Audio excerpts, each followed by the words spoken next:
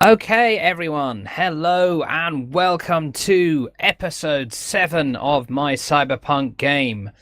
In the last session, Kenishiro Breton further investigated into the links between Barry Haynes and the mysterious characters he's investigating. At the same time, Barry had a meeting with Dong where he discussed how Huang Gai being arrested by the police might have meant he spilled the beans about everything. But that wasn't entirely correct. In any event, Kenishiro burst through the door of Barry's repair shop, demanding that Barry should work with him and they should work together to help take down the triads. Barry was hesitant at first, but Kenishiro seemed to have a way with words and started talking him around. Barry agreed to some kind of a test to prove that Kenishiro wasn't just an undercover cop meant to screw him over. However, at that point, the shop was attacked by Han Shao and some Chinese triads looking for Huang Gai and Dong Hyun. And after a fierce and tense battle, the triads were defeated, and Han Shao was captured. And now, this is where we begin our next game. It's in the repair shop. Spike, the blonde-haired gangster, and his other friend have finished clearing the bodies from outside the streets. They've started moving things back into place. And at this point, Han Shao and the other two prisoners of the Triad attack have been taken into the back. At this point, Barry looks around at everyone. All right, everyone. Now we have something to bargain with Yan Sung. And this means we might have some chance at getting some kind of an advantage. Now, I'll be honest. The Sun Triads outnumber me at least 10-1, and I don't really like those odds. So having this trump card makes all the difference. And Huang Gai, thank you for saving Han Shao's life, because if not, we could be in a lot of trouble. I cannot allow anyone to die if I can help them. Well, although you might have done it for noble rather than pragmatic reasons, it has been helpful. Now, if you'll just leave me for a moment, I need to make a call to Yang Sung. At this point, Barry heads to the back. Desmond starts fidgeting a bit, polishing his shotgun, goes behind the counter. Sir! Alright then, lads. You look like you need to get fixed up there, Kenshiro. Look a bit knackered, mate. Kenshiro nods, and he's still smoking his cigar from last session. I see, that cigar certainly lasted a while. No, it might have lit another one in between. Alright. Tell you what, we know a proper doctor. We'll get him over here, come take a look at you. He makes a phone call. Anything else? Any of you would like to do or ask or say? Are we to be rewarded for at all helping in the defence of the shop? Fucking hell, Huang Gai. You're a bloody mercenary, ain't you? Don't worry, you'll get your dosh. Like Barry said, he has to make a quick phone call first. Desmond goes back to polishing his shotgun. I look over to Dong. I don't appreciate you wanting to finish that man off. He was already beaten enough as it was, bullet holes in him and whatnot. He's Chinese scum. Don't need him on the streets. Huang Gai glares at Dong Hyun. Kenshiro's just listening to this, grinning. Thanks, what the fuck? You're leaning on the counter between Dong Hyun and Huang Gai. All nonchalantly and everything, yeah. Mm-hmm. All right, ladies, put your fucking handbags away, eh? We got bigger problems to sort out. Okay, after a little while, Kenishiro, a doctor comes along. Seems like a small-time doctor. He seems to know Barry and his lads. He takes a look at you, and he attempts to heal you. Seems to have bought all the right equipment and everything else. Hey.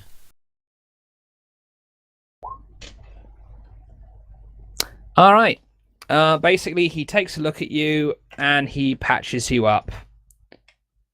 I'm not going to go into any more detail than that because, yeah. Well, anyway, a little bit. I want to ask the doctor for his contact number because we may have more work from him in future. Doctor just kind of shrugs and gives you his card. Brilliant. It looks, yeah, it looks like he runs a small clinic nearby. Anyway, eventually, Barry comes back. All right, everyone. I've called Yang Sung, and I've had some time to think about it. Now, as I said, there's no way we can win this war in a straight-up fight. But what we can do is we can use a bit of subterfuge, shall we say. I've arranged a meeting with Yang Sung 3 days from now. And in that meeting, we're going to exchange Han Shao in return for a ceasefire between us and the Sun Triads. And hopefully, that will buy us some time. However, I have another idea. I know that if there's any evidence that connects the Triads to Benetti Tech, and how I know the Triads have been taking people's organs, taking people's cyberware, and selling them back to Benetti Tech, and then Benetti Tech just sell them back to people at inflated prices. It's ghastly. I just know. I just need the hard evidence. And I know that the hard evidence is going to be in the Sung compound. And that's the thing. If we take Han Shao and we deliver him to Yan Sung in the compound, maybe there's a way I can get the three of you inside and I can get you to recover the data. So to be sure, then, you wish to take our leverage and hand him over? Not all of our leverage. Remember, we do have 2 other hostages. Then perhaps we should take them instead of Huan Shao, who would be more valuable. I already tried to negotiate that, but Yang Sung refused to budge. The thing you have to remember about Yang Sung is he likes to at least give the impression of being honourable, at least in front of his underlings. He is not honourable, I can tell you this. Well, of course, no triad truly is. But that's the thing. I don't think he's going to sacrifice these 2 hostages when there's a chance he can get them back. I interrogated one of them, and it turns out that one of them is actually the nephew of Yang Sun's cousin. So, he's a family member. So that should mean something, I hope. And as I said, it doesn't matter that we're giving away some of our leverage. We have to get you in there, and we have to get that data. Because if we don't, it doesn't really matter, does it? All I'd say is that he didn't seem to care when he was sending them into battle. However, I understand what you are saying. Well, that's the thing. Yang Sun only sent Han Shao and his boys to find you and Dong, and the information he wanted. I think the attack was more Han Shao's arrogance and anger. He adds. Kenshiro seems to be listening very intently of all this triad talk. You seem interested, Kenshiro. Is there anything you wanted to say? Shiro just shakes his head and just says, "Tell me more about the compound." Okay. Does he ask more about the compound? Yeah, he does. He says, "Tell me more about the compound." Well, what I know about the compound is sketchy at best. It's very secretive, and for obvious reasons. I'm going to talk to Marcus and Desmond some more, and we're going to come up with a plan. I want you all to meet back here in 2 days, when hopefully we'll have some sort of a plan. Until then, maybe you can have a chance to rest up, get the kind of gear you need, and hopefully be prepared for this mission you'll have to undertake. And Kenshiro motions to Barry. How about you sort us out some sort of wheels? There's plenty out there to have a go at. Maybe you can clean the plates, spray it for me. Maybe you know someone that can do that. You want a free car? Free? Oh hell! I just helped defend your shop. Gesture of goodwill. One gesture of goodwill deserves another. You do wish for us to be prepared. Barry nods. Yes.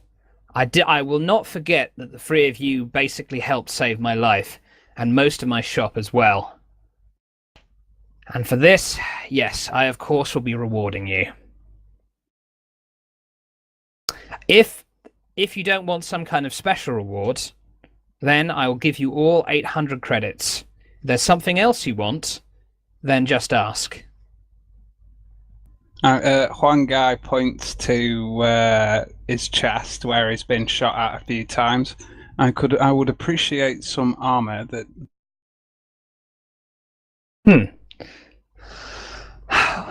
So perhaps a Kevlar vest then? That would suffice, yes. All right. Desmond, I think we should have a few of those in the back. I'll have him bring one out and deduct it from your pay. Is there anything else you'd like? Juan looks at the other two. And Kenshiro says, "Yeah, like I said, I'd like some wheels and all the information you got on the triads." All right. Well, I'll tell you what. Instead of your pay, I'll have Desmond here bring one of those triad cars to a nice chop shop, get it reprogrammed, resprayed, repainted, nice new engine. Pimp your proverbial ride, he chuckles to himself, and I'll have it brought back here for you. Does that sound good? Kenshiro nods. And about the information? Information. Regarding what specifically? Well, if we're working together, surely, looks at Dong and Juan, surely you can see I'm going to be the brains of this operation, so any information on the triad you already have that I might be able to look at, investigate, exploit any weaknesses. Juan gives Kenshiro a funny look. I have a fair bit of information about them, but again, you're going to have to be more specific in what you're asking. Otherwise, I'll cover everything you'll need to know in the briefing in a couple days' time. Well, specifically names and locations of the bosses in the Neo Tokyo region would be a good start. Barry just chuckles to himself. Listen, I'll go over that in a couple days. You don't need to know everything right now. And besides, I'd expect you've probably got most of that in your police database anyway. Well, might be some holes that could be filled in, but anything you can come up with, I really appreciate. I'll tell you everything you need to know in a couple days. But for now, you'll have to either ask me a more specific question, or there's nothing really I can help you with.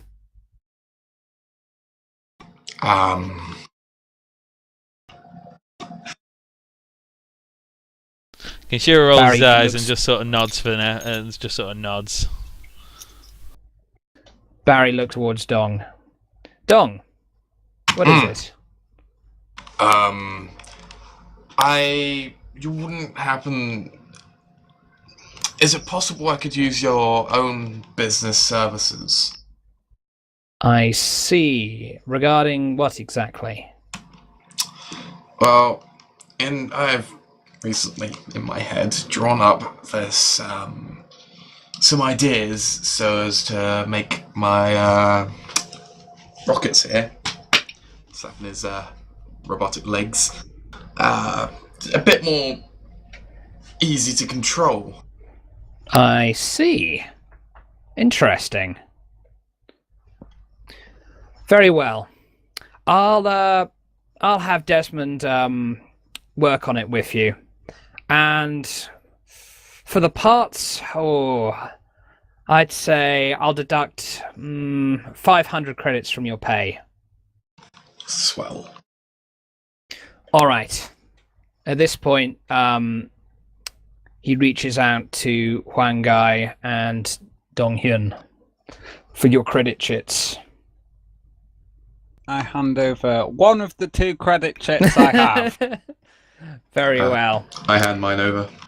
Okay, right, hang on, let me just calculate this in my I brain. should have 300 more. 300, right, you should have 300. All right. You now have 300 more credits. As for Dong Hyun, let's see. I am Donkyun. No, yeah, sorry. As for Huang Gai, doopy doopy doo. Are you saying our names sound the same? That's racist. Yeah, I'm saying you all sound alike to me, basically. As for Huang Gai, you have 500 more credits now. Please note that down, the 2 of you. Duly noted. Are they Duly 300 noted. or are they 250? Well, I got 300 due to what I was buying. It was 800, was it not? Total, and then negating 500, 300. Yeah. So, yeah, guess it's 300. Sorry, I'm meaning for the armor. Yeah, it's for the armor. Oh, okay. Black market dealers, remember, you're dealing with here. Yeah, but they want me to be prepared for the next fight. All right, well, if They you want to... actually- And they still need to make a pretty profit. Yeah, okay, if I'm allowed to negotiate, I'd like to try. All right. Is there something wrong, Huang Gai? I would just like to say you are wishing for us to be prepared for this mission. However, you are not. However, you are charging more than I would have considered reasonable. He just kind of snorts at you.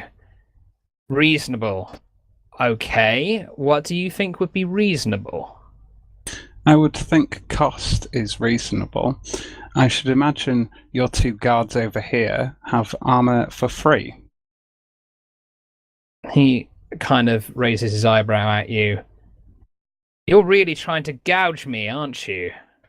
I'm trying to simply make it the best of this agreement for the both of us here. You wish for my aid, and I wish for more money to help recover the dojo. He sighs. Make me a persuasion roll. That's a funny thing for him to say. Slap.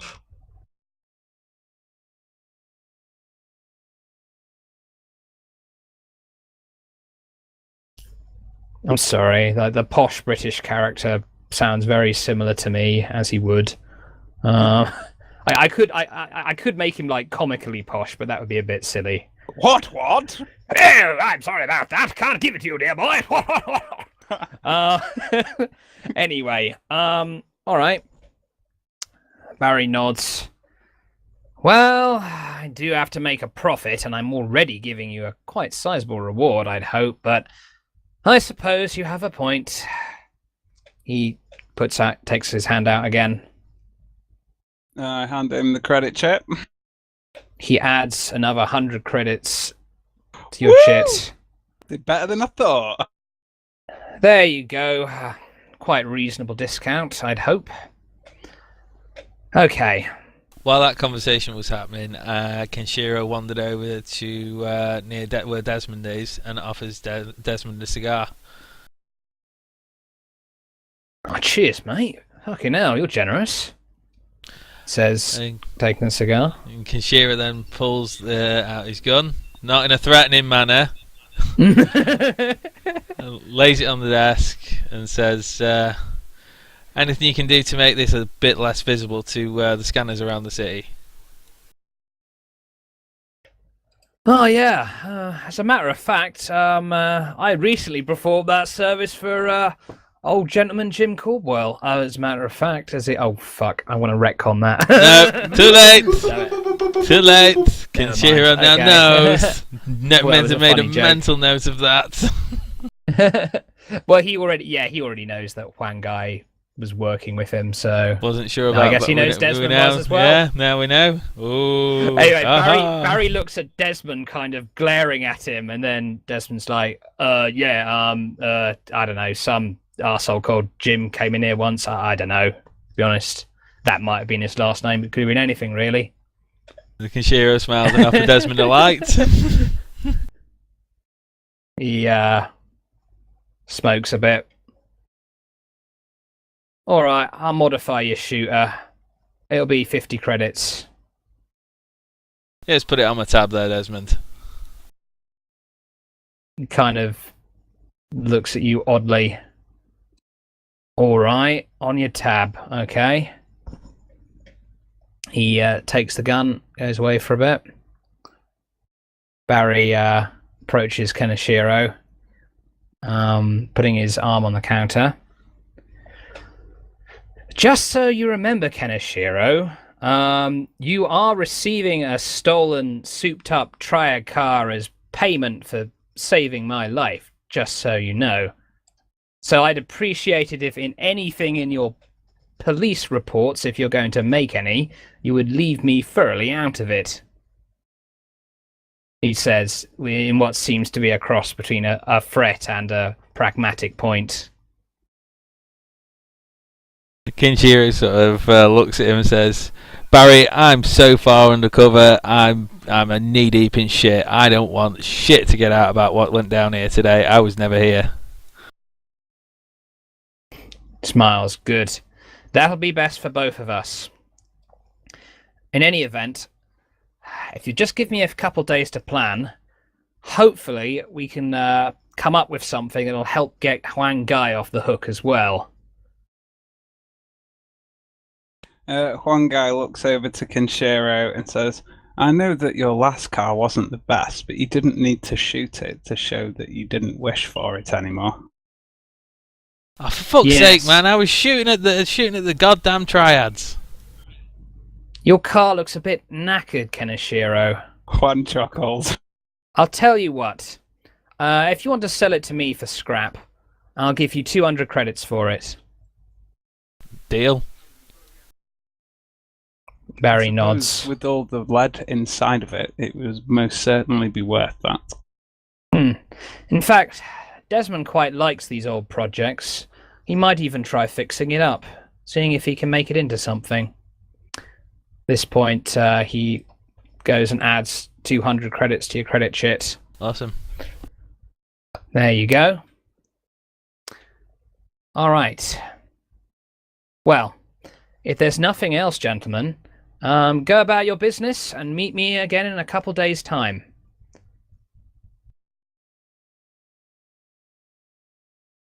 Don Kinshiro, browsing the shop. All right. Kinshiro wants to ask when will the car be ready? What does Kenshiro ask? When will the car be ready? The car? I'll have it ready for you in the meeting in a couple days. Until then, hopefully your old car will still suffice. Nah, I've just sold that. How about a loaner until then? He groans. I'll tell you what. I'll have one of my boys ferry you around anywhere you need to go. Just call this number. He adds a number to your phone. Awesome. I'll do. Is it 118 118? Barry's taxis. Anyway. Let's just say taxis are one of Barry's legitimate businesses. Anyway. Alright, so you've all finished up at the repair shop for now, right? Mm-hmm. I'll go back to the communium. Okay. Brick, just a quick Dong. one about that Yep. message that I sent you in game. Did we come up with it? Yes, we did. but you'll see that in a bit, shall we say? Okay, right. The next few days, Dong Hyun, with a little bit of help from Desmond, who provides you parts and theorizes with you on sort of cybernetic know-how. And I imagine, an extra pair of hands. Extra pair of hands. Due to the difficulty of location. Difficult nature of this work. He installs basically some retractable wing flaps on the bottom of your legs and on your robotic thighs. He also installs some retractable wing flaps in your shoulders, and also in each side of your torso. Mm-hmm. Please gain the edge retractable wing flaps. Adds +2 to all your rolls to guide yourself when rocketing around. 1 second. So do you mind just repeating that? +2, was it? Yes. When rocketing. +2 to guide yourself when rocketing around. And it was called? Retractable wing flaps. So obviously you're not going around with friggin' wings all the time. You can retract them. Keep your flaps away. Though I'd advise you to kind of maybe have little holes in your clothing so they can come out without tearing them every time. Mm-hmm. Yeah. Okay, right. Okay. Kenishiro, do you allow Huang Gai to return to the dojo for his business? I'll have to go with him. All right. You go. You take a Barry's taxi to the Kimono Dojo. Then I'd imagine.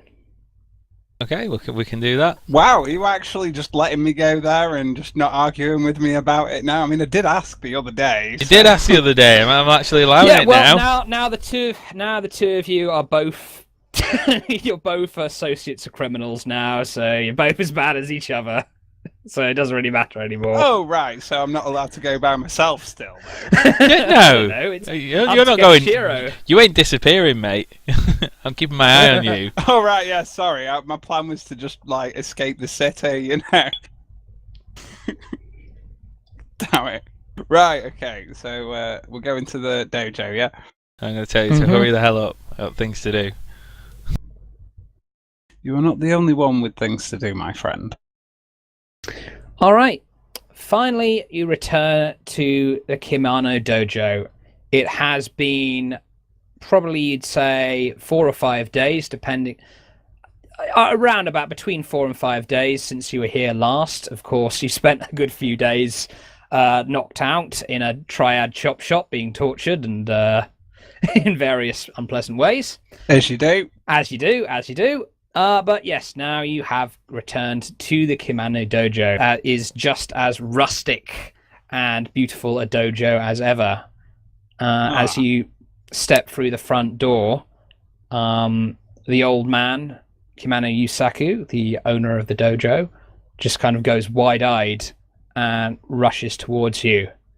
All right, first of all, I'm going to call you a racist, and then I'm going to bow down to him. Racist? Yeah, I'm just being silly. Yeah, I'm going to bow to him. It doesn't make any sense, but okay. All right. So Kimono Yusaku rushes towards you and says, "Huang Gai, I thought that you were dead." It takes much to kill me, my friend. Yes, apparently it does. What happened to you? Where were you? I have been attacked by triads. I see. I met one as I was coming over on the boat. He seemed to take offence to the fact I have trained in a Chinese martial art and have travelled from China. I see. Perhaps, if I may be so unpleasant as to suggest, that might have been because of the colour of your skin. Perhaps so. Some people have no tolerance at all. Yes. We are very traditional here at the Kimono Dojo, but I believe your master Huan Fei would have said it is not the color of one's skin, but the color of their soul that matters. Juan bows to the master again. And he gives a small bow back. I have a gift for you. A gift? Juan reaches into his pocket, takes out 2 credit checks, puts in one of them, he put 175 credits, and in the other, 500 credits. Then hands over the credit check with 500 credits in. Okay. Kimono Yusaku, he takes the chit, he looks at it, and he gasps a little. But where did you get all this money? It is something I have acquired from. I defended a shop as the triads. Well, they came for me. However, I did make sure that the shop I was in was okay. I was rewarded for this. Shiro bursts out laughing. The rewards of justice, eh? He shakes his head. Lights a cigar? You cannot smoke in here, Kenshiro. Kenshiro grins, looks at his cigar, and says, "Well, could have fooled me." At this point, Kimono Yusaku, he frowns heavily and sort of fans the smoke away from his face. Who are you, sir? I'm just looking after Kenshiro. No, not Kenshiro. I'm just looking after Juan here. I'm just looking after myself. I see. Not really streetwise around here. He's going to get himself killed, so took it on myself to just watch over him while he's here in Neo Tokyo. Kimono Yusaku just looks at Kenshiro. Looks back at Huan Guy. Kenshiro, I would ask that you would either put it out or wait outside. I will not be leaving here until I have finished my business. I can assure you that I will come for you. Shiro sighs, puts out his cigar, puts it back in the packet. And just thank you, Kenshiro. In the corner. Much appreciated. Well, Huan Guy, I must say I am trepidatious about what allegiances you seem to have formed and the method by which you acquired this money. However, if you give me your word that this was not acquired through any criminal means, this was merely breaking up a dispute, then I suppose I can take it. I can tell you that this was money gained from defending myself whilst in a shop. Juan back. Mano Yusaku raises his eyebrow and takes the credit chip. Well, thank you, Huan Guy. This money will help a lot in keeping the dojo going.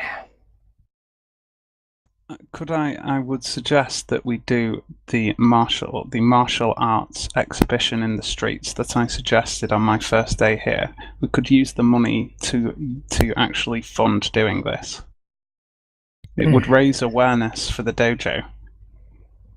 Yes, I suppose that would be a good idea. I actually came up with some plans after you first suggested this idea, but then you disappeared.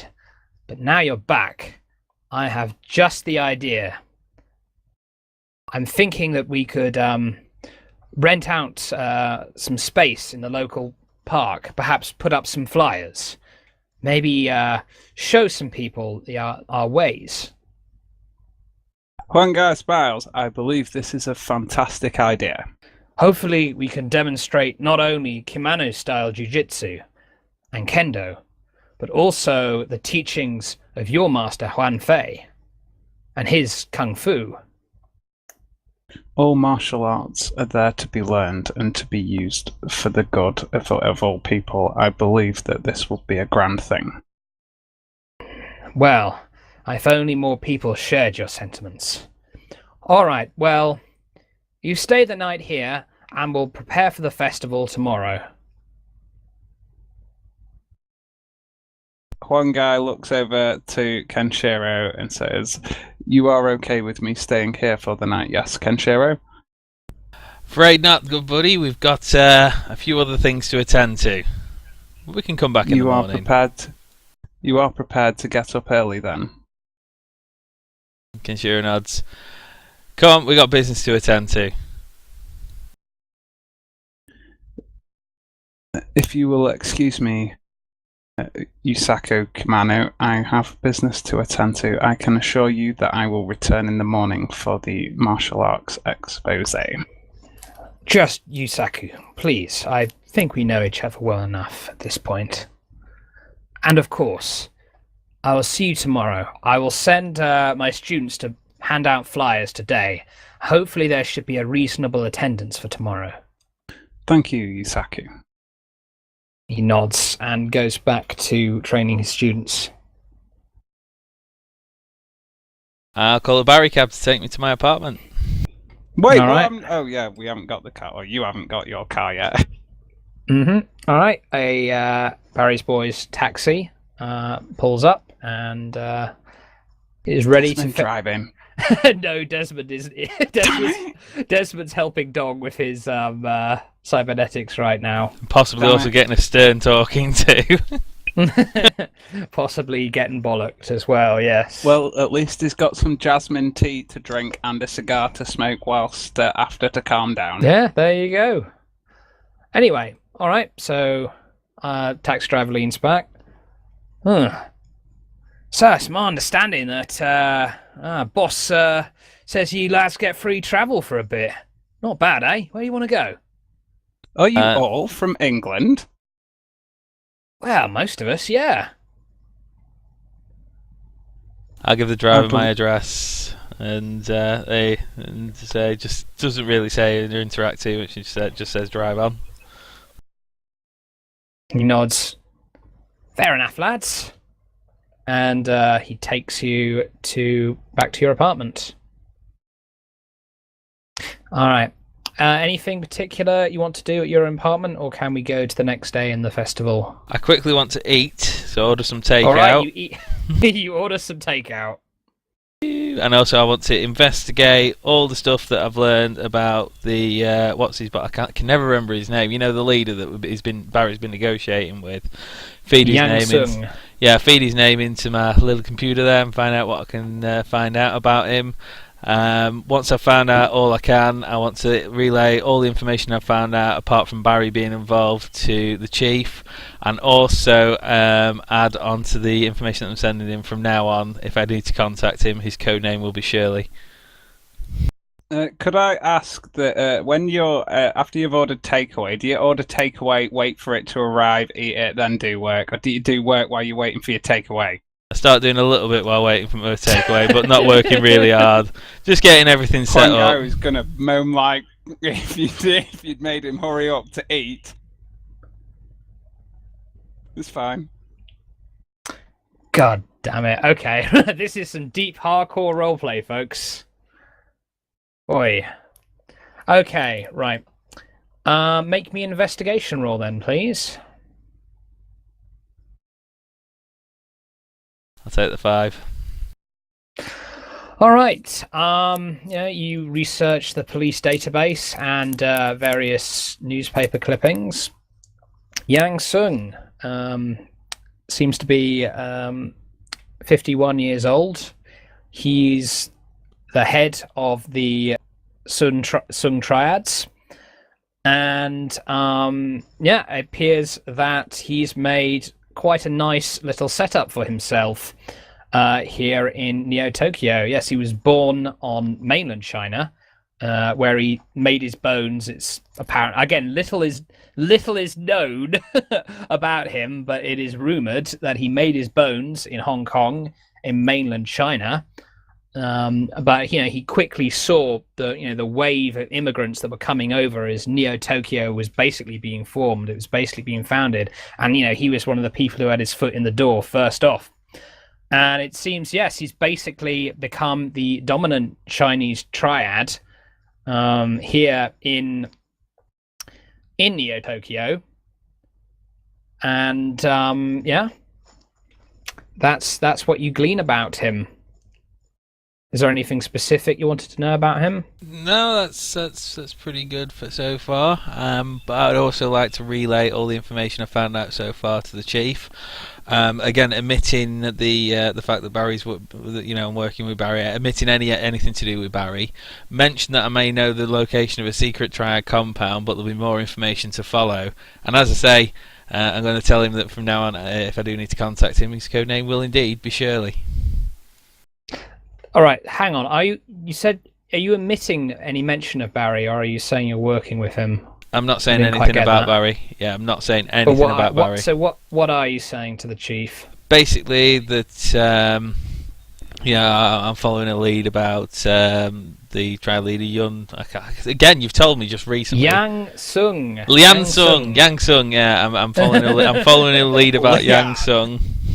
I may have found the location of one of the secret triad compounds. I need to discover a bit more information though first, and I will let him know as soon as I find out any more information. And as I say, that when I contact him, I will refer to him Shirley as not to raise any suspicion. All right. Okay, you receive an email, back from the chief, saying, "Don't call me Shirley." But yeah, it says, continue with your investigation, and for God's sake, don't blow anything up or kill anyone. I'm reading it. Anyway. Kenshiro grins. Has a little chuckle to himself. Okay. Right. Okay. All right. You have takeout. It's nice. It's all right. And I guess you go to sleep and you wake up early the next day. Kind of bat at your alarm. You're not used to waking up this early. You're pretty much a night owl, but you do indeed wake up. Brings up like a spring chick. All right, that you find Huang Gai's already up and kind of upside down doing his exercises. I'm sort of staggering around, coughing and spluttering. Reaches for his cigars and lights his first cigar of the day. All right, you get +1 to your lung cancer track. Awesome. Anyway, I assume you take a Barry's taxi to the park where the festival is being held. Yep. Wait, no, I want to go to the dojo first because I figured that he said that we'd be setting off there in the morning. I want to know if there's anything we can do to help before they arrive there. We got up early for this, damn it. All right. Just to kind of speed through it, yep, you go back to the dojo, and basically, yes, Commander Yusaku seems glad that you've decided to come along with him, help him set up, and yeah, he says you can carry some displays out to the car, and they're going to head off after that. Woo! All right, you take a little car ride with some of the students. Some of those kind of the displays and so forth are packed in the back. Doop-a-doo. Let's just move it to the place. Okay, there we go. Now I'm going to have to add the Kenshiro token as well. Let's see. Doop-a-doo, doo-doo-doo-doo. Is that a lady with the boobs out? A lady with a better not be. Can you ping the lady with her boobs allegedly out? It's not a lady with her boobs out, it's a man. I don't know, man. It's a man with his boobs out. You what? friggin' weirdo. You can see the nips on there and how they could be seen as boobs. Alright, okay. Huang Gai again fails to cleanse the perversion from his mind. Damn it, no! I didn't get the role, and it's not perversion. It's like after removing desire from his heart. Removing desire from your heart will take more than one simple successful spirits roll. That's fine. He's got a long time. It's a lifelong journey. Yeah. Anyway, okay. So yes, you head on out to the park. It's a nice sunny day. The various students are kind of practicing with each other, just doing these sort of quite choreographed fights. A small crowd of people has gathered to watch. You know, they periodically clap at the Crap. clap. Wow. Impressive. It's impressive stuff. So bad they shit. Well, so good they shit themselves. I don't know. Anyway, yeah, they just periodically clap, give some polite applause, everything, and Kimano just narrates everything that's happening, encouraging others to join his dojo if they wish to learn more. Yeah, another one was a little late arriving. There he comes. There we go. God damn it. Yeah, he was still unloading some of the displays and stuff. Anyway, yeah, and they're demonstrating together. And yeah, it's a pretty good day. Anything in particular you want to say or do or demonstrate, Huang Gai? I'd like to scan the crowd for someone that looks like a big motherfucker, and if there isn't one, I'd like to walk over to Kenshiro and have a word with him. All right, walk over to Kenshiro and have a word with him. Is there no big motherfucker? All right, give me a notice roll for a big motherfucker. Are you gonna like beat up a member of the crowd or something? Not exactly.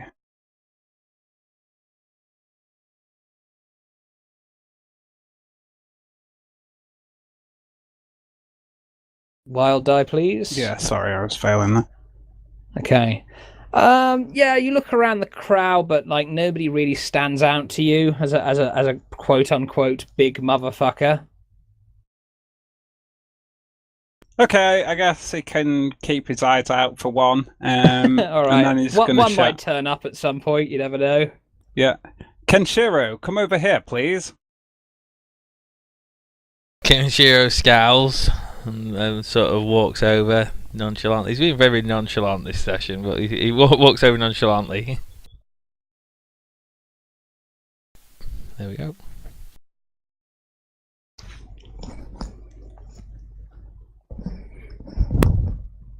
Okay. So you're Kenshiro over. walks over. Anyone, I'd like to go and stand near him and then say, Kenshiro, would you be so kind as to throw a few punches at me? What, you want to spar with me? No, I do not wish to spar. I wish you to throw a few punches at me. Kenshiro shrugs. Well, okay. Grins slightly. Okay. All right. In that case, make me a Huang Gai fighting... goes defensive. Okay, full defensive. Not plus... full. Not full. Oh. Not full. I still want to be able to move. Okay. Right. Not full defensive. No, partial defensive. It will mean that I can still move, and then I get a +2 to my parry. But you can still move. So Yeah. right, just your actions consumed. Okay. Yeah. All right. So your actions consumed. Add +2 to your parry. Kenshiro, make me a fighting roll. It's pretty terrible. All right. Good start for me. Kenshiro swings forward. Huang Gai effortlessly sort of moves back. Kenshiro spins round like 360 degrees, sways his arms around, and falls backwards on his ass in the grass, looking quite hilarious. And there is some laughter from the crowd. Shit! Juan scratches his head and says, "Perhaps I should choose a different person to help demonstrate. Is there anybody amongst the crowd?" Kenshiro stands up and shoves Juan. Wait, let's go again. And Kenshiro seems to have something in his... Sorry? Let's go again. And Kenshiro, I want to whisper something to Brick. Okay, go on. Juan did start to ask if there's anybody out in the crowd that wishes to help demonstrate for him, but obviously Kenshiro is all like, "Rudiber!" So Juan says, looks to Kenshiro and says, "You may try again, yes." Okay. All right. Make me a fighting roll, Darius. Okay. Partial defensive Partial again. defensive again. Also, all right. Let me just resolve this first.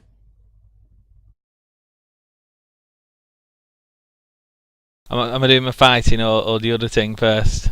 I guess you understand what I want to do. Fighting first, and then the other thing. Then I'll do that. Threats, fighting, love.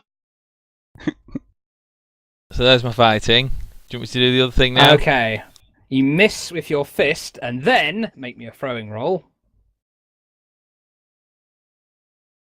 And then you open your fist and try and fling some dirt into Huang Gai's face, but he dodges to the side, just effortlessly moving his body out the way as the dirt just flies over his shoulder. Does he have pocket sand? Floor dirt. Floor dirt. From getting knocked on the floor like a dude. Yeah, he kind of like grabbed some dirt while he was on the floor. I'm hoping for pocket sand. Yeah, the crowd just kind of claps at this point, quite impressed at how many blows Huang Gai seems to dodge. I mean, those were fairly good punches as well, but Huang Gai just made it look easy to dodge them. Kenshiro's eyebrows lift. He was quite impressed that he managed to avoid that. That's tried and tested in street fighting, that is. Juan bows to Kenshiro and says, "That was a good attempt, my friend. Certainly better than the first." He doesn't seem to mind. He tried to throw dirt in his eyes, it seems. No. You do what you can to win. Kimano just kind of folds his arms and shakes his head at the dishonourable tactics used by Kenshiro. So Juan's going to look to the crowd and ask, would anybody else like to try? At this point, you hear a low, confident voice from the crowd saying, "I will." Is it Ken Masters? Ken Masters. God damn it. Zach. No, I know what's going on here. What language is this? It's what language did you say it in? Japanese? I said it in Japanese, I would assume. However, if it's who I think it is, I should imagine Chinese. Yeah, you're correct. It's in Chinese. Oh, gosh. I knew it. You Oh, know gosh. who it is. Oh, gosh. Oh, jeez. Gosh. Oh, golly gosh. Okay, hang on a minute. Gollylops. Juan, Dee-dee. looking surprised, knowing who that voice was. Okay, just approaching. There you go. From the crowd is a man you know very well. He sort of wears these quite baggy black kind of martial arts slacks and a sort of a quite open-armed vest. And you notice on his shoulder there is a tattoo of a tiger sort of wrestling with a lion. And the tiger seems to be winning. He's got sort of blood on its fangs. And the man is a Chinese man. He's got short, dark hair. And he has a very mean, intense expression on his face as he approaches Huang Gai. Huang Gai says in Chinese, "Brother." "You're no brother of mine," Huang Gai responds aggressively. Kenshiro asks Juan, "You know this guy?" Huang Gai nods to Kenshiro and says in Japanese, "Yes, I do know him. He is my brother." Oh, right. He looks like he's pretty handy. Won't you spar with him? "I am more than handy," he snorts. Is this going into Japanese now then? Yes, it is. Like you, Huan Dai was also extensively tutored in languages. Even Latin? He didn't pay so much attention in Latin as you did. God damn. He's not quite as good as you at different languages, and he didn't learn sign language either. Oh, what a noob! He fell asleep during those lessons. So Anyway. Kenshiro's now going to sort of stand back and mingle with the crowd a little bit. Okay, you want to step back? Step off. Dai, what is it you are doing here? I had to come and see where my so-called brother had run off to this time. I have What? not run off, brother. Then why did you leave the monastery? Why did you leave me to take care of it? I left because I was seeking a student. I thought that you would be capable of looking after the monastery. Of course I am. And there are many others of us who are capable of it too. But why did you come here to teach a student? Why couldn't you have just stayed at home with us after Father died?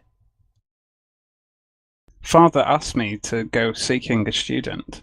I'm sure that you have many students come to you, whereas I have been sent to seek them.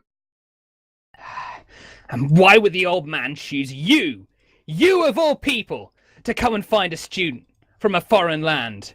Why would he choose you? Why was it always you, Huang Gai? It wasn't always me, Dai. It was never always me. You were his son, his true son. You're right. I was his true son. But he treated you more like a true son than he treated me. He did treat you like a true son, Dai. He snorts. Then why isn't it me who he told come here? You are at the monastery, Dai, like a true son of his should be, looking after his monastery. He snorts and he spits on the ground. That's so typical of you, Huang Gai. You never get angry. You never get mad. Nothing phases you, no matter what happens. And why would it, when you're the spoilt favourite child? Though you got many things that I did not, Dai. Like what? Again, you are staying at the monastery. Do you not think that I would have liked to stay at the monastery where I grew up? So I'm just a caretaker, or you get to go off on adventures in Japan and find a new student to carry on Father's legacy. He just seems to getting progressively more and more angry at this point. Everyone! He kind of reaches out his arms. This man back here, he's simply a round eye who claims to think that he knows Kung Fu, that he knows my father's teachings. I am the true son of his. I am the true inheritor of his Kung Fu. And I will prove it, unless you are too cowardly to let me, says Huan Dai. That would depend on how you see this, brother. Are you viewing it as a way for all these people to view our father's teachings? Or as a way to get vengeance on me? I am doing it as a way to prove it should have been me who was sent to that tournament. It should have been me who Father gave those opportunities to. It should have been me who went to Kamano Yusaku and to train a student from his dojo. He looks to Kamano at this point. Yeah, I will Juan show was you gonna I do am the superior brother. Juan sighs and says, "Oh, if this is what you wish for, brother." Very well. At this point, Huan Dai takes off his vest, throws it on the ground. He looks you up and down. You look as weak and spindly as ever, Huang Gai. You always had your head down in books more than training your strength. He flexes his muscles just a bit. Huang Gai turns out the cuffs at the end of his shirt and says, "It isn't about strength, brother. It is about knowing what to do with it." Well, why don't you prove yourself right then? He sort of gives you a little hand motion, the just bring it hand motion, as he takes up a combat stance. Huang Gai stands in a defensive position. All right, okay. Draw me a card, please.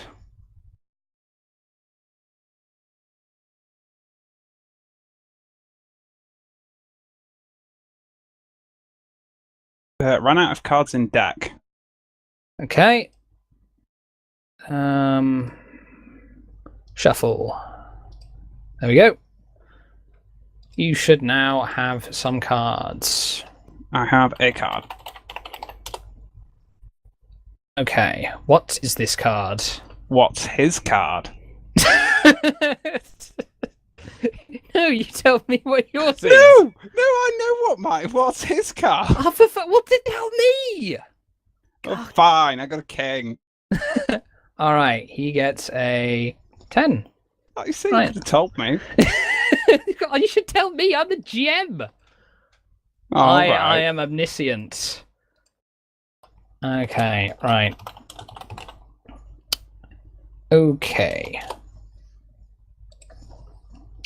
All right, you get to go first in this combat. What do you do?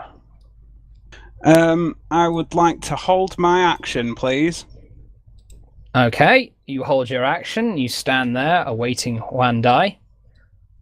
Huan Dai takes a step forward and he plants his foot onto the ground. He screams out in anger as he pivots his hips, coming around for a really big kick. Interrupt, motherfucker! All right, agility Pose an then. agility roll. Okay.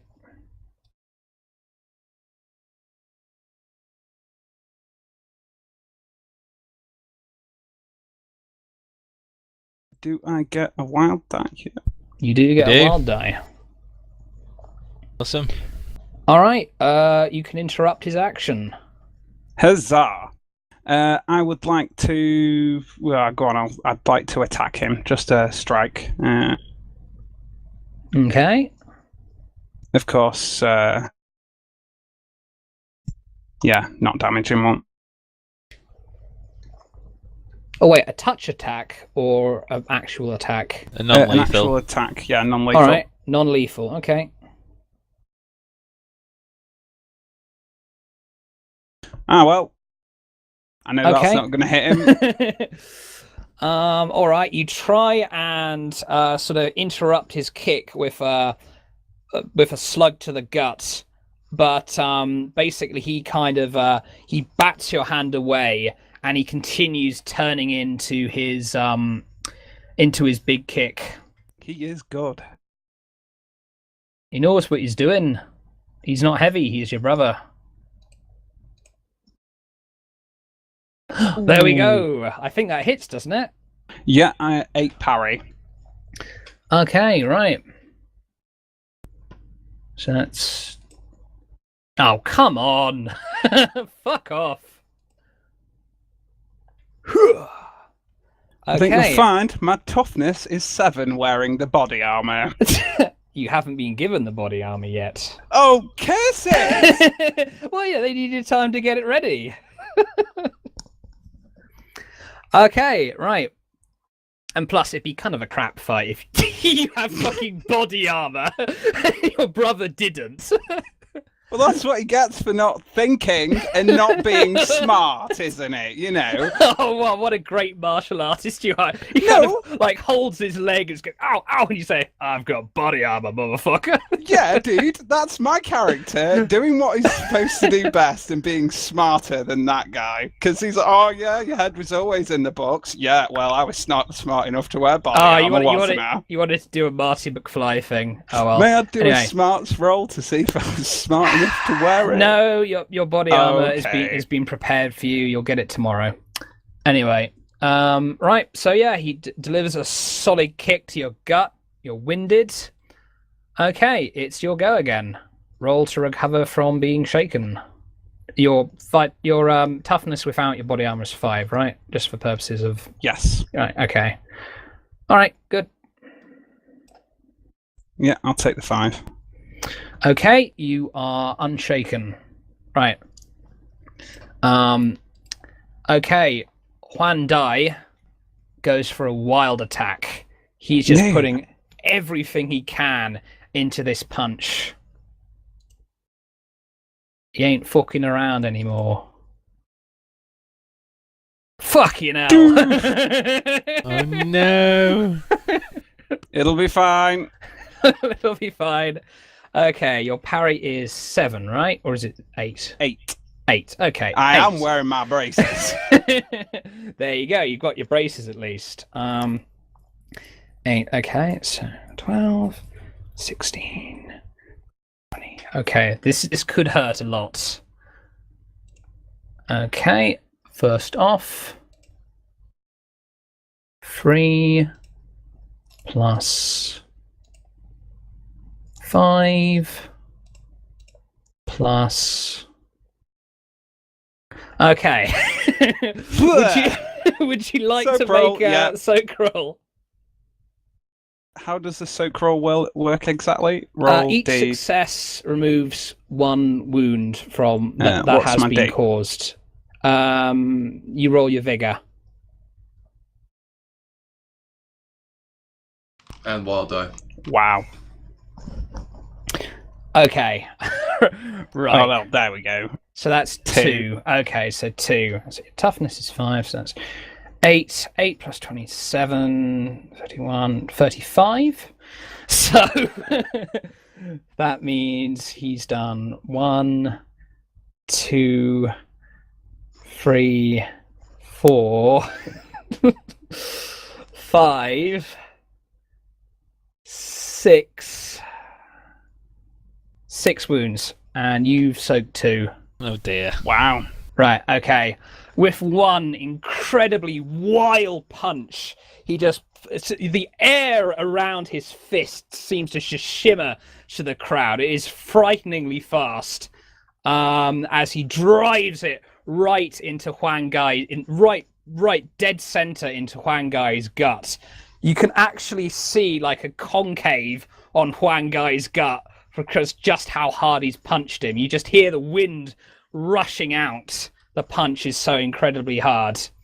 And Huang Gai, it's like you feel just all the air driven out of your body simultaneously as you slump back down to the ground. An open mouth Kenshiro cigar drops from his mouth. That was amazing. At this point, One shot. You're incapacitated, by the way. Oh yeah, totally. Did he do non-lethal? Yes, it was non-lethal. I do believe you meant to roll to see how long I'm knocked out for.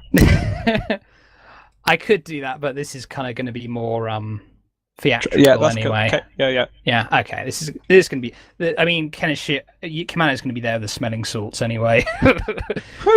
Kimano just kind of rushes up to you to sort of check and you're okay.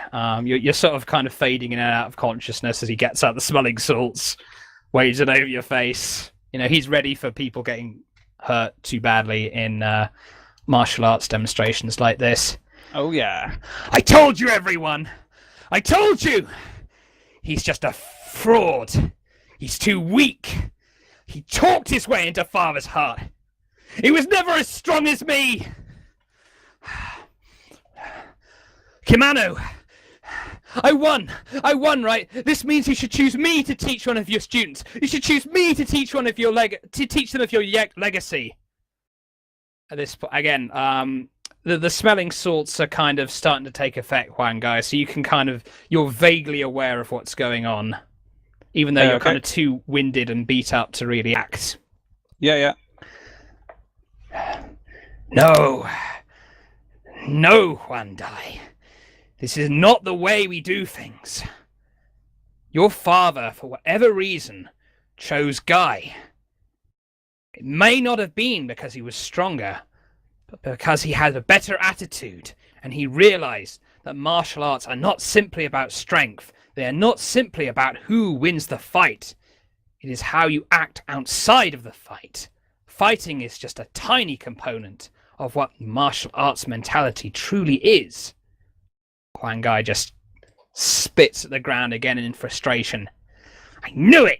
You're weak! You're just all weak! You're frauds! All of you! I'm the strongest! This isn't over, Dai. And this isn't over for you either, old man. I will prove I'm the strongest. I will prove it! At this point, I will prove that Father should have chosen me. And he continues moving through the crowd and walking off. Okay. It takes a little while, and there's a lot of commotion from the crowd, but eventually Kimano manages to revive you, Huang Gai. But at this point, Huang Dai is long gone. Okay. Are you all right, Huang Gai? He holds up fingers in front of you. I am fine, thank you, Kimono. Kimano. I mean, Yusaku. He asked me to call him Yusaku. Oh, that's fine. I realise you must be a little bit woozy right now. That's fine. Yes. He kind of takes your arm and helps you to your feet. At least the audience will have seen the capabilities of this martial art. However, though it would have been in the wrong hands. Yes. I'm sorry about what happened to you there, Huang Gai. I'm sorry that your brother has so much anger in his heart, obviously.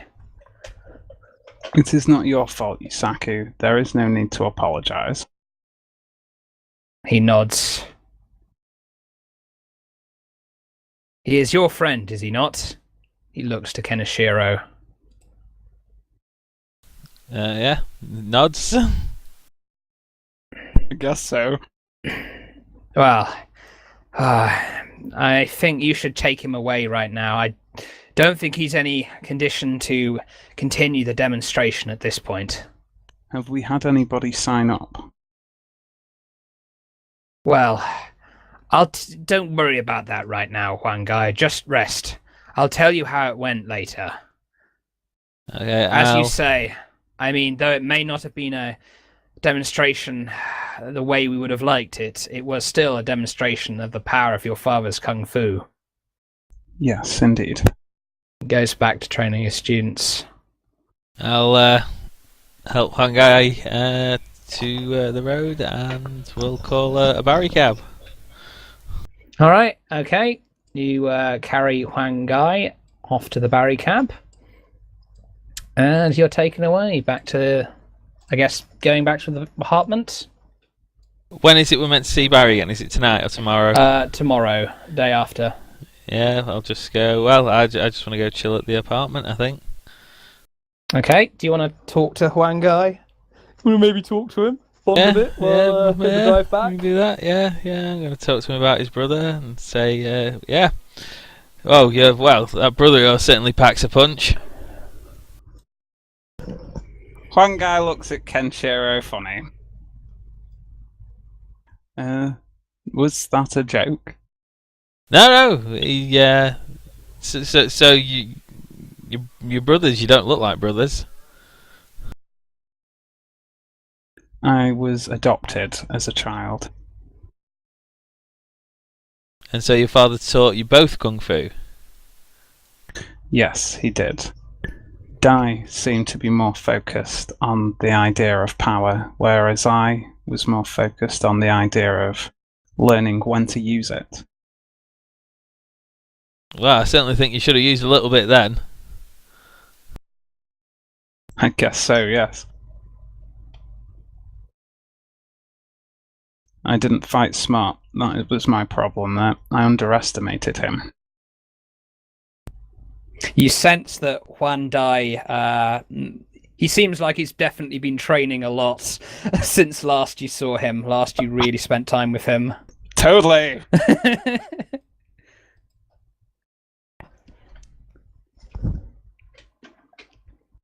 Go on, keep talking. Yeah. So, why is it you and your brother are here? Well, I mean, I think you're here for something to do with that dojo, but why is your brother here? I thought you mentioned something about a monastery.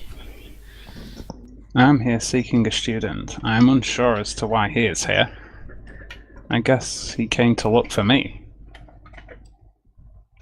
You said about a monastery. What? Are you some kind of monk?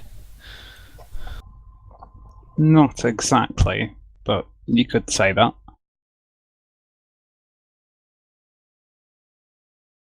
Kenshiro sort of thinks he's being quite evasive here through his skill of questioning suspects. Thinks he's being evasive. And tell Swan, why are you being so evasive? I am not being evasive. I'm trying to keep it simple for you is all. So, are you a monk? Or not a monk? No, I am not a monk. So, what did you do at this monastery? It's where he was raised, along with Juan Dai. Yeah, but I don't really know that properly yet. Yeah, okay, but I'm telling Bod in case he doesn't. Yeah, no, realise. I know that. It's just Okay, it's good. kind of silly to ask me that. I mean, I thought it'd be quite obvious. It's where I went. And Mate, Alright. I'm making small talk in the cab ride back. All right, I'm all like, yeah, well, There you go. Let him make. Come on, Juan Guy, be persuasive, It's be a friendly. copper. Okay, God. These guys were after me. All right, fair enough. Keep talking. Say what you think your character would say. Yeah, all right.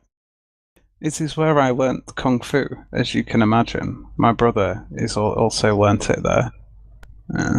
We were both raised there.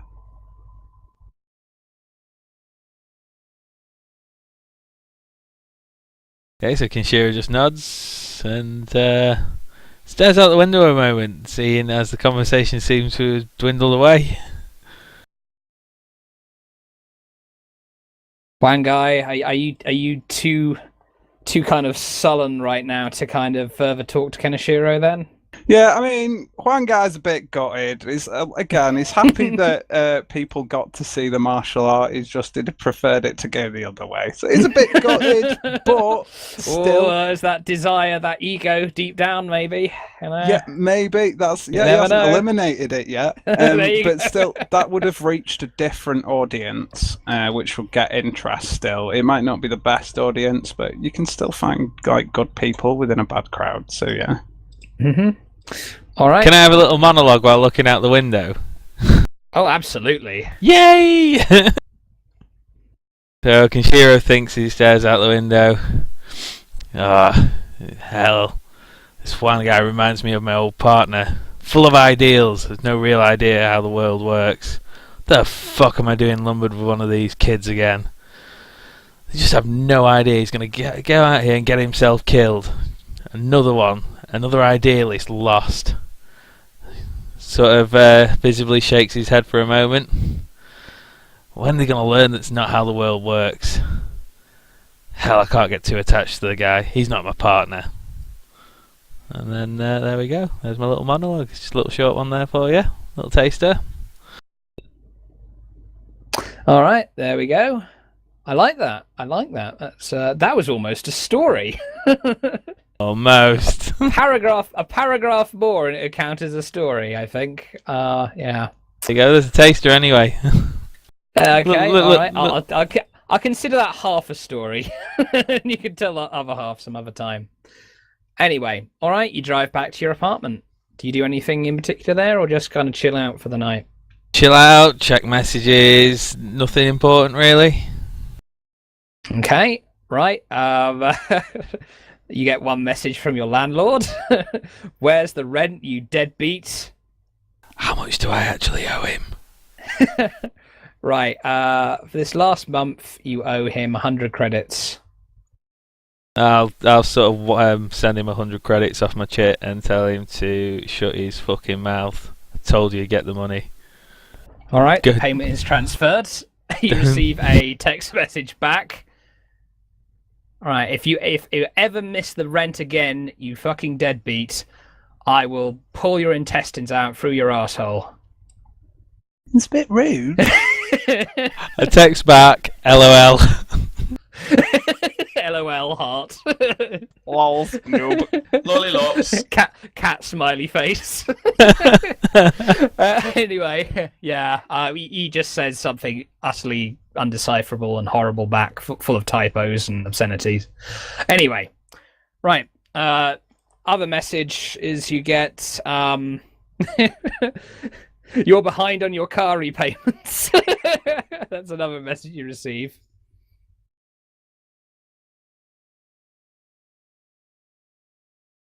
To that one, Okay. I'll message back. Repossess it then. What was that? Submit it. I'll message back. Repossess it then, and that's it. I'll have no more communication with the car finance company. Okay. Right. Okay. All right. In that case, right.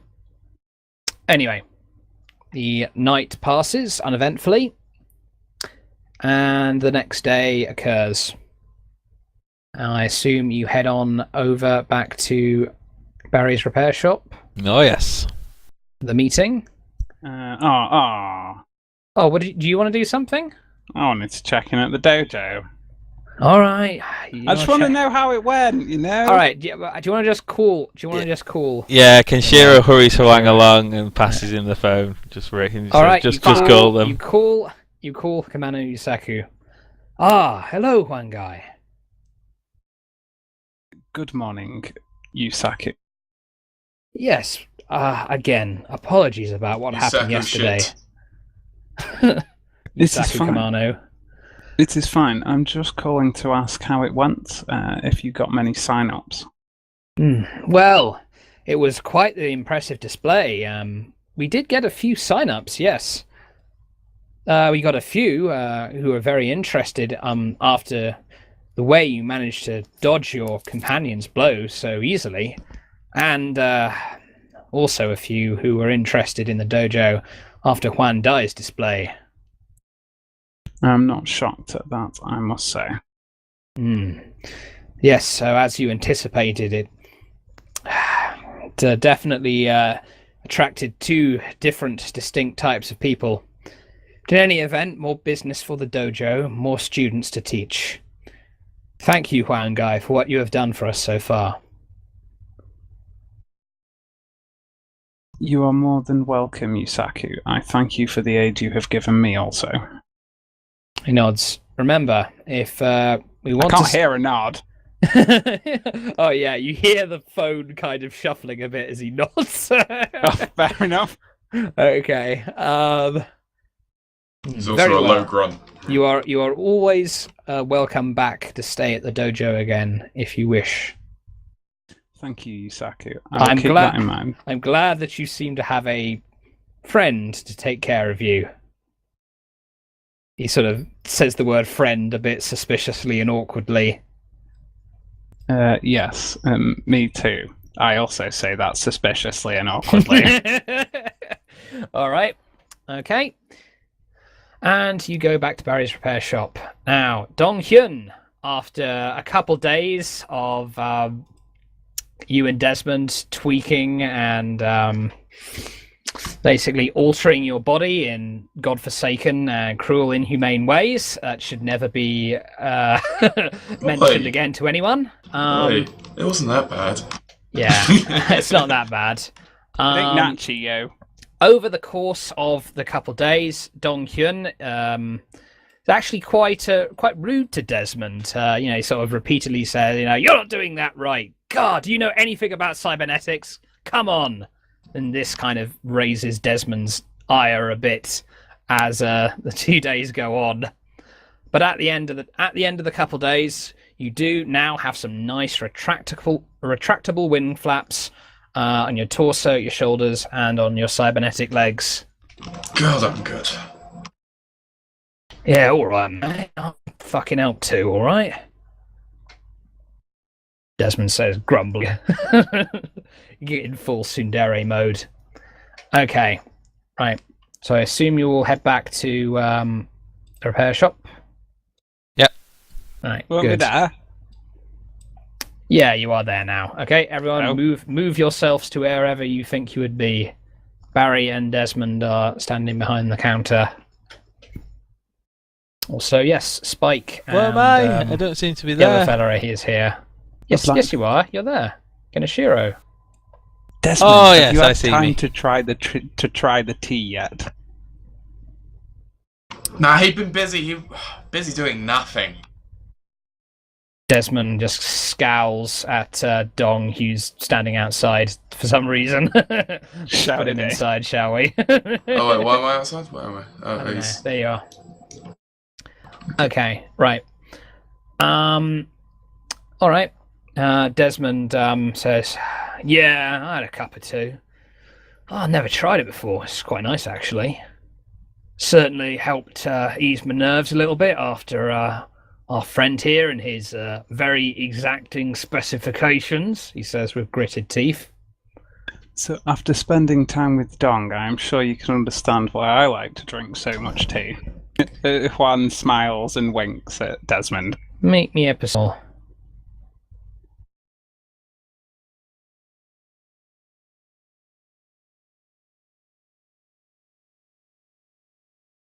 I'll stick with the fork. Desmond nods and chuckles a bit under his breath. Yeah, I get it. Thanks for the tea anyway, mate. I appreciate it. You are more than welcome, Desmond. Desmond seems to show a tiny crack in his his cold, hard exterior. Anyway. All right, everyone. If we're finished talking about tea, I think we've got some business to discuss. Right. Over the last few days, I have come up with a plan. Now, I'll admit, it might be a bit of a risky plan, but the thing is, if we don't do it, if we don't find a way to put the Sung Triad down for good, then I think one way or another, we're all eventually going to be marked for death anyway, even if we can buy some time trading hostages. So, I'm afraid I've narrowed down the options, and this seems to be the best plan.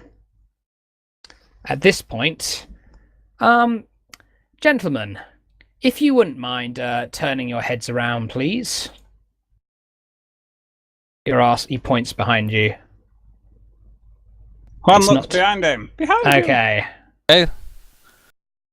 At this point, Ah, there's two of everyone. you see a perfect replicas of yourselves. Huang Gai greets Huang Gai. The Huang Gai in front of you greets you, Huang Gai, and says, "Excuse me, sir, would you like some jasmine tea?" Juan Guy replies, "Oh, yes, please." Dong Hyun says, You know anything about cybernetics? Can you give me some money?" There's nothing like me. I this think you point, nailed his character to a T. That's awesome. At this point, Kenishiro Breton nods to Kenishiro. Kenshiro Breton gets nods out back. his cigar, lights it, says, "Hey there, looking pretty good, my man." Mimics the action entirely and said, "Not so bad yourself." "Pretty handsome face." He smiles and chuckles. Okay, right. This point says, "There, I hope these holograms seem accurate enough." What do you mean? This is nothing like me. Do you mean I'm not getting any tea? "No, I'm sorry, but I am just a hologram. I apologize tremendously. I am sorry if I deceived you." Fear not, Juan. It is perfectly okay. "Oh, well, I have no fear, as I am an artificial intelligence designed to simulate your personality. But I am glad that you feel so humble as to care about my feelings." Kenshiro prods at Juan Guy. Kenshiro's shoulder. Gah, listen to those pansies. Kenishiro snorts. Well, the holographic Kenishiro snorts. When I prod his shoulders, does my finger go through him, or does it stop his resistance? Yeah, it goes through him. It's not Cool. hard light. Needed to check. Hey, Yeah. man, that's my personal space. My personal space too. Huh, guess it is. chuckles. Also chuckles. He's having a whale of a time. God. Okay. Kenshira's not narcissistic or vain at all. Who are you calling pansy? I'm the muscle. I'm the muscle, says Dong Hyun, kind of posturing. Or the holographic Dong Hyun, turning his head from side to side. Dong Hyun looks utterly disappointed. Don't you think he's just like you, Dong? He's nothing like me! He's nothing like me! He's rubbish! He is useless! Juan scratches his head as he looks at the two Dongs. Okay. Well, I certainly think they're good enough to pass view at a distance anyway.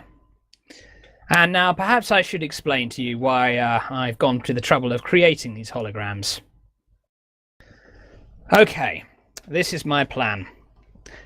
I'm allowed to take a small number of people with me to the meet with Yang Sung.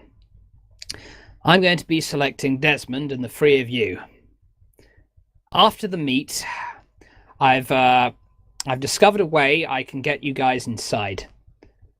There is a small area there in the Sung compound.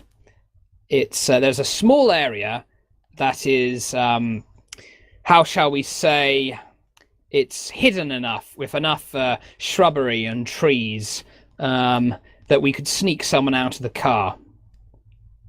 Just under the radar of the guards patrolling the grounds.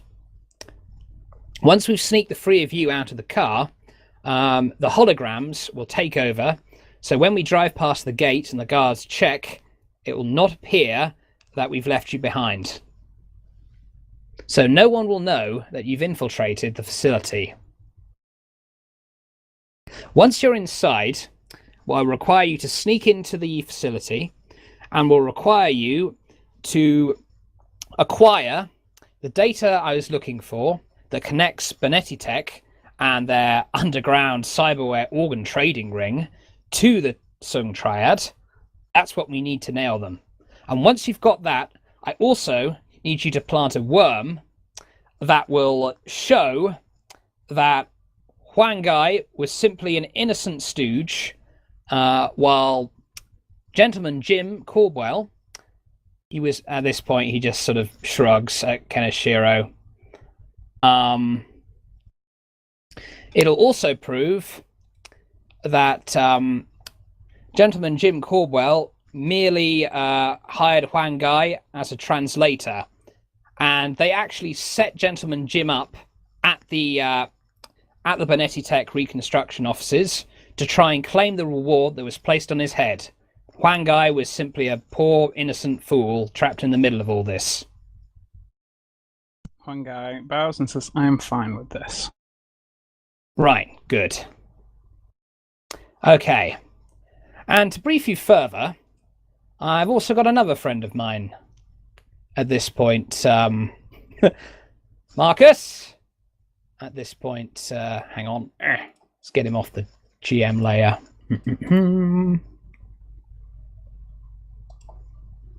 Marcus comes out from the back of the shop. Hey, Is guys. he familiar to me? Oh, yes, you met before at the before you were shot by Han Shao. Okay. Oh, yeah. I was wondering if he was the Doctor. The icon reminded me of the Doctor's icon. I don't know why. Okay, guys, listen. This is how it's going to go down. Dong Hyun, here's the copy of the worm I need you to upload.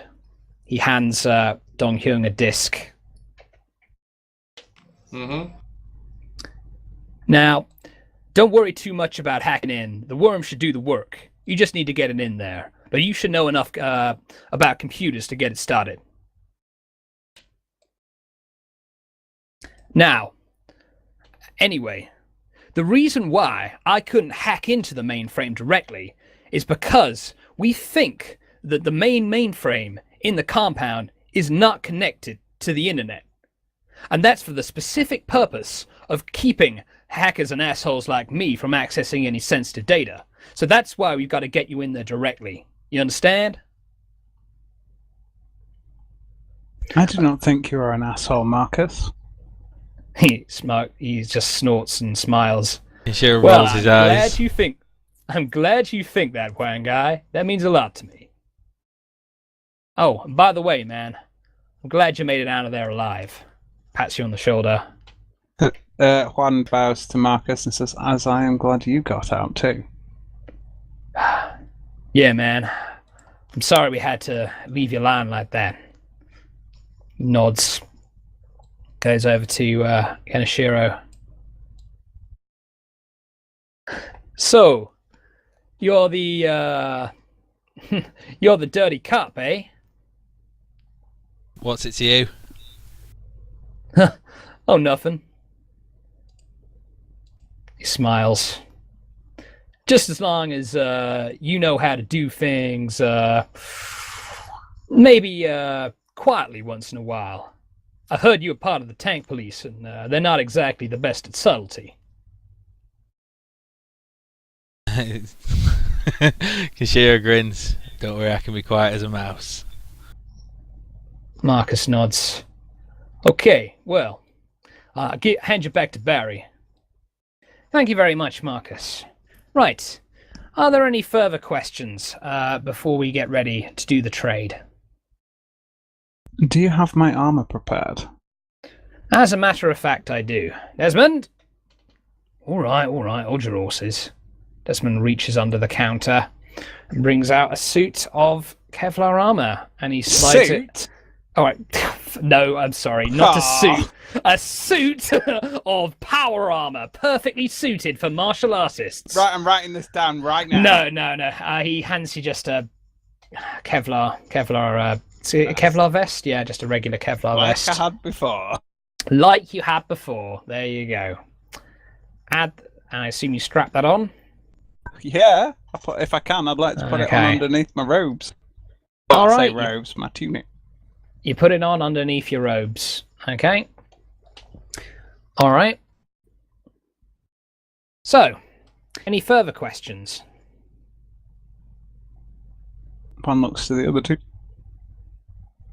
Kinshiro asks Barry, just to clarify, are you going to be leaving the compound? How are we going to get back? How are you going to get back? Well, here's the thing, you see. I hadn't actually considered an exit strategy that much. However, there are multiple ways out of the compound. There's the front gate. I wouldn't advise that.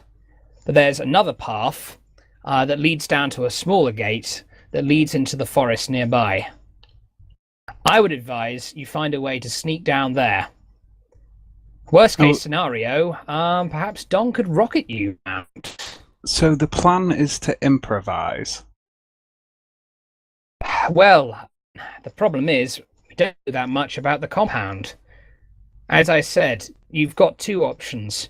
Either Don could rocket you out over the walls, or you could use the side door that leads out into the forest.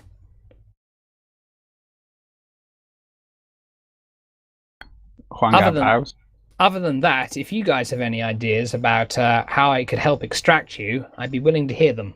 Helicopter. Explosives. Explosives. I see. So, explosives to create a diversion, or to blow a hole in the wall for you to get through? Kinshiro shrugs. Either. Both.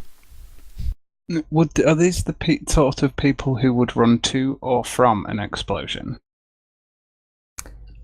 Well, they're guarding the compound owned by Huang Sung, so I would imagine they'd be running to them. A distraction would definitely be the better option, then, I would imagine. All right, then.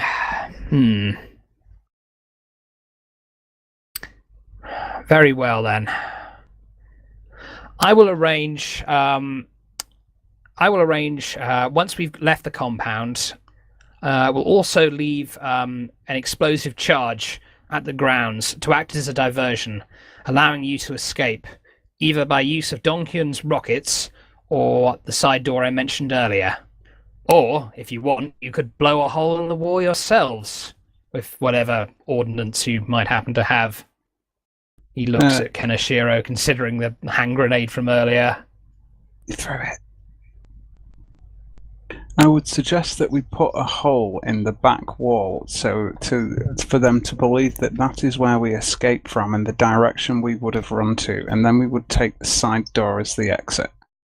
Kenshiro says, speaking of ordnance, patting his pockets, looks to Barry, can you help a guy out?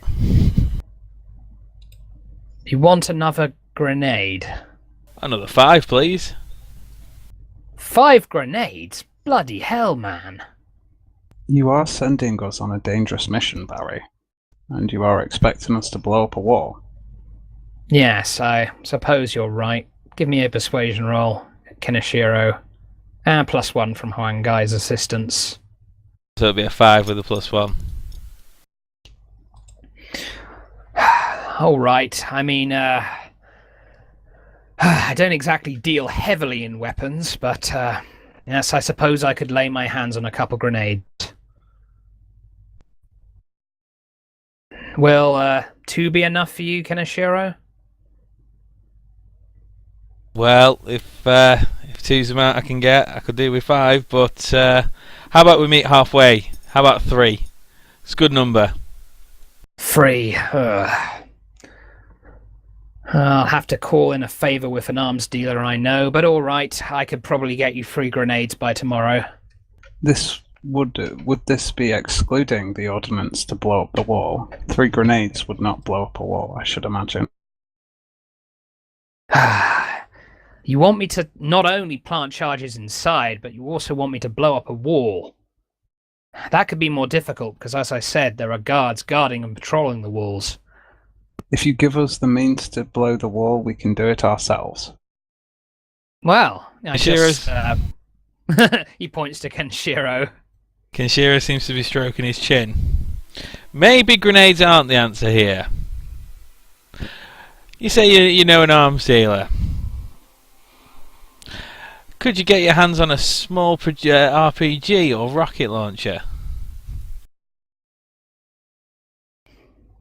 Well, I suppose I could, but it would be Thank you very much, Barry. How about 2 grenades and 1 piece of C4? Poor Barry! Oh, fucking hell, mate. I'd hate to be Barry. Look, gentlemen, can you settle on what you want, please? I don't have infinite contacts or infinite resources to supply all these weapons on very short notice. I looked Kenshiro. Kenshiro looks very sternly at Juan. Rocket launcher, 2 rockets. That'll do the job. You would not be able to use any other weapons, and you'll be far less maneuverable with a rocket launcher. It would be easier to spot you with it also. If you keep a couple of grenades, then you have the explosives in your pocket. If we get a small charge, that will be enough to blow the wall. Right, yeah, but Juan, we're not gonna just. What do you think? We're just gonna roll on in there with a rocket launcher. We're gonna plant it for our escape later. Do as you wish. I have said my piece. Right, so you want me to leave... you're going to leave the rocket behind and you're going to come back for it later then? That's that what what you're Kenshiro said. Might not be No, what we want happens. Barry to plant it. No, Barry to Kenshiro plant it, wants not to us. plant it. Kenshiro wants a small rocket launcher. They're quite All right. they're quite small one. You know, the extendable ones they have now. The army has. They're quite small and compact and manoeuvrable. It's just when you open them And up, we're they in the become bigger. future. Yeah, and we're in the future. Barry slams his hand down on the desk. Right, so you want an RPG and 2 rockets then? Kenshiro nods, grinning like a kid on Christmas. Right. Like I said, I'll have to pull some strings with the arms dealer I know, but I think I can just about get you that by tomorrow. Any other ideas, questions, or concerns?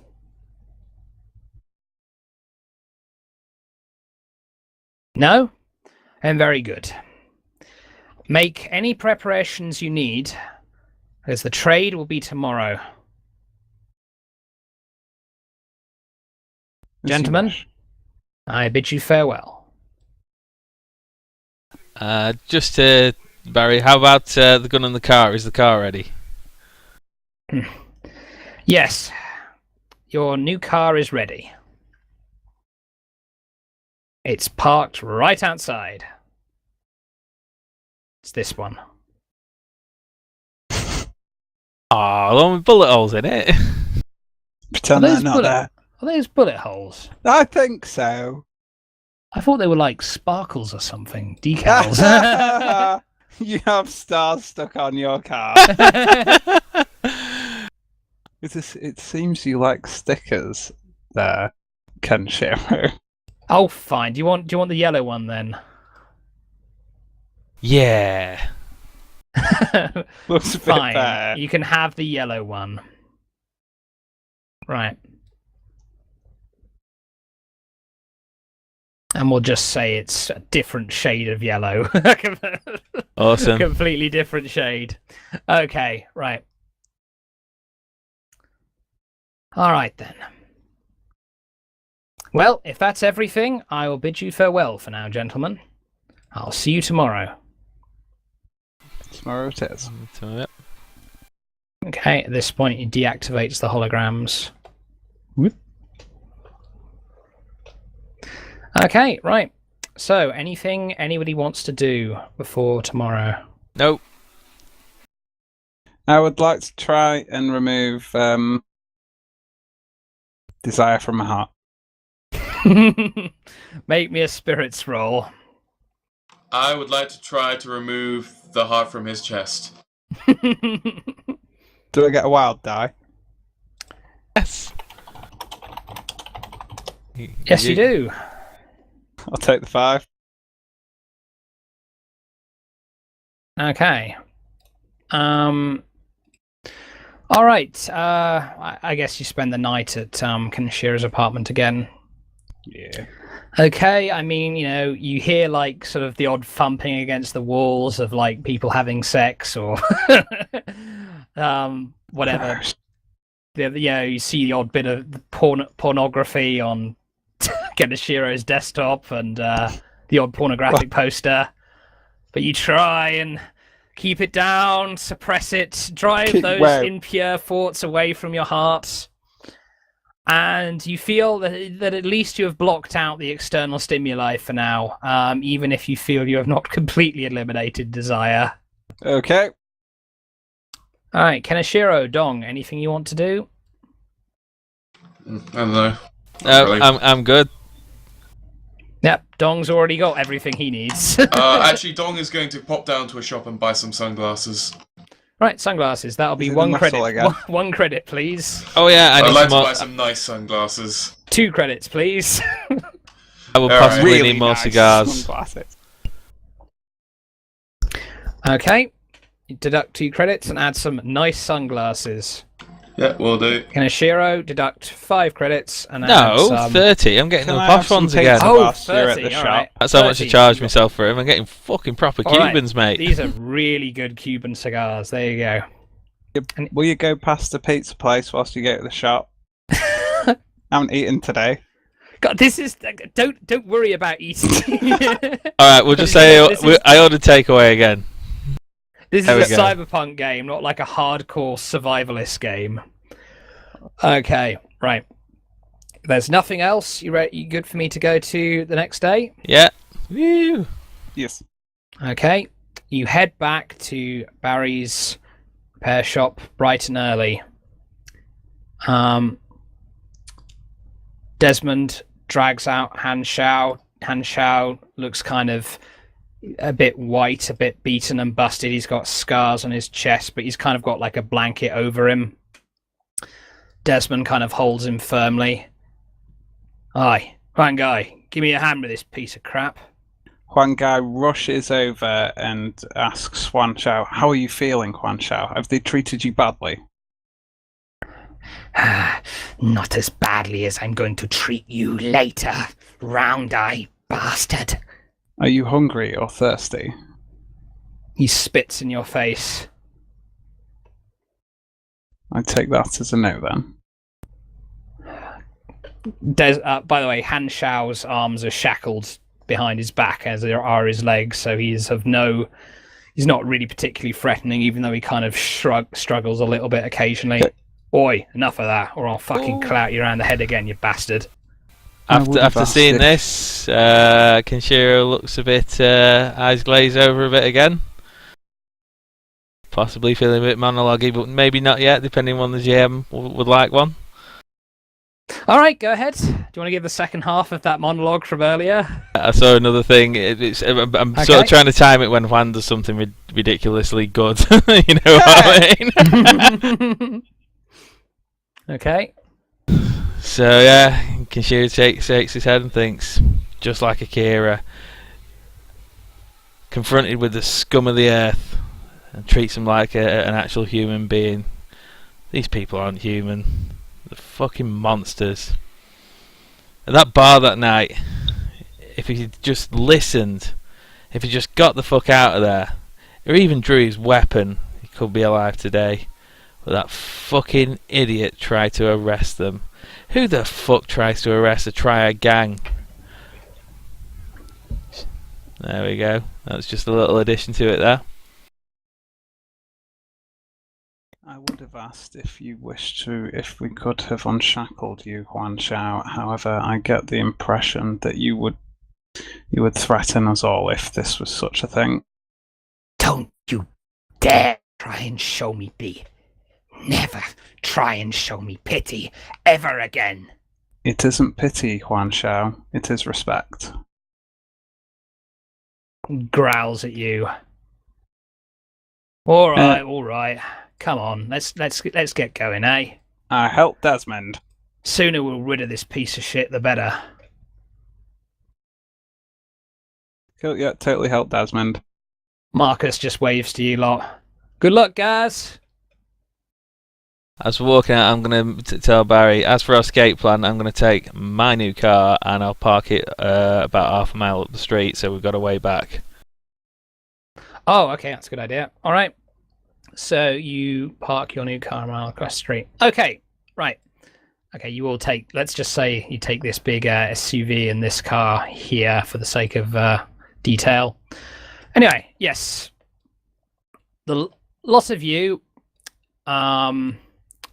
you start taking a nice long drive to the outskirts of Neo Tokyo. Here, you start, leaving behind all the grey, blocky buildings, the polluted air, and you start going sort of into the forest, into areas where you just occasionally see a nice old-fashioned styled building. It's certainly far nicer out here. The air's cleaner, the sky's bluer. You go into the countryside. Has Barry given us our equipment yet? Ah, yes. Barry, during the drive, he kind of lumbers over a rocket-propelled grenade launcher and places it on your lap. How big is it? Rocket. How big is it? Is it fold away as I requested, or is it looks like telescopic type thing? It's given this is like 20. Is it an RPG-7? Oh God! Don't ask me about guns. Go on, Brick. Just give us a quick description. We don't need to know what it is. It looks smaller. It looks smaller and more compact due to the better technology of this being 20+ years in the future. Mm-hmm. But it looks basically like a rocket-propelled grenade launcher that you could kind of, put together or take apart if you needed it to. Cool. Sound good? Okay. Right. Okay. Does it fit in my trench coat? It could if you kind of took it apart and reassembled it later. We'll do that. Don't put it in your bloody coat during the meeting. Oh no, during the meeting. No. You can have it ridiculous. back after the meeting's over. Cool. Anyway, you've out to a really beautiful Chinese style. It's practically a small palace built out in the countryside. It's got high walls around it, a big red kind of oak door. You're stopped. The car's stopped as you get closer, and a triad member with an assault rifle comes out. He looks you over. Here for the meeting. Yes, I understand. All right, go on through. Steps back as the big oak doors open, and you drive through, and you just see inside this beautiful Chinese-style garden with lots of pretty trees like the ones you see here. A little sort of pagodas on these sort of very little lakes where you see fish swimming inside. It's a really beautiful place, and you see sort of lanterns hanging out around the pagodas. It's a very nice place to live, as you would expect from a very wealthy triad member. Anyway, you head on through, and you come up to an area in front of the main building of the palace. And at this point, you start walking up a path. You're kind of escorted by a few triad members, and you are here. Can I say to one of them, this place is beautiful, in Chinese? Kind of looks at you strangely and ignores you. Okay, we just get a couple escorts for you.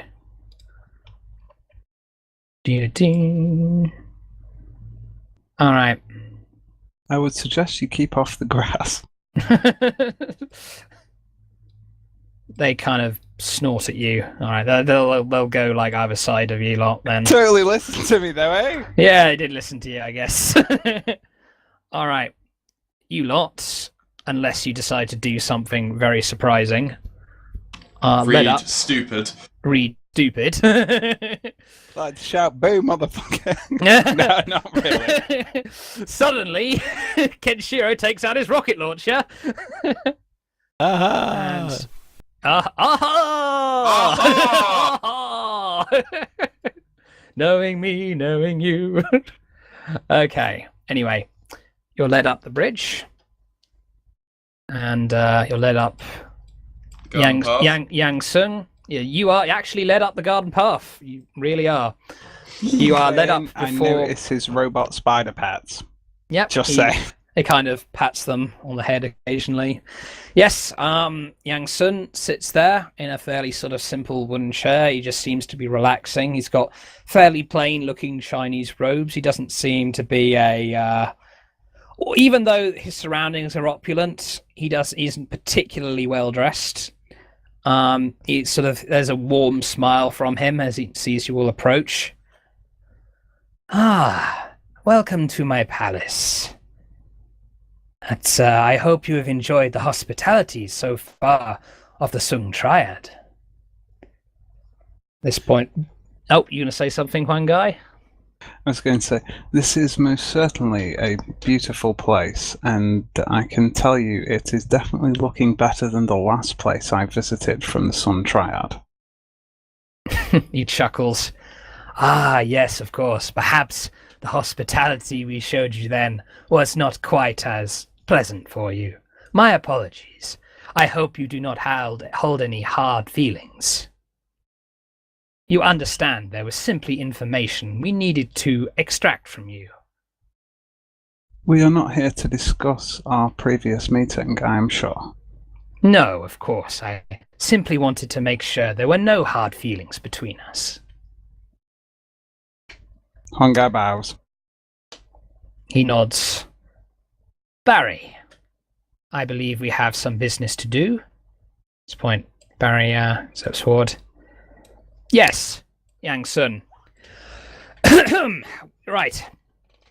So, we're going to give Han Shao here back over to you. And in exchange, I want a ceasefire. I don't want any more attacks on any of my boys or any of my associates here, including Huang Gai and Dong Hyun. Yang Sun nods. Of course, Barry, that is a reasonable arrangement. However, you must realize we have employers who are interested in the information that one Jim Caldwell gave to you. And you must understand, if any of this information were to go public in any way, this would reflect very badly. So if you have any information of this sort, I would suggest you give it to us in its entirety, and then destroy it.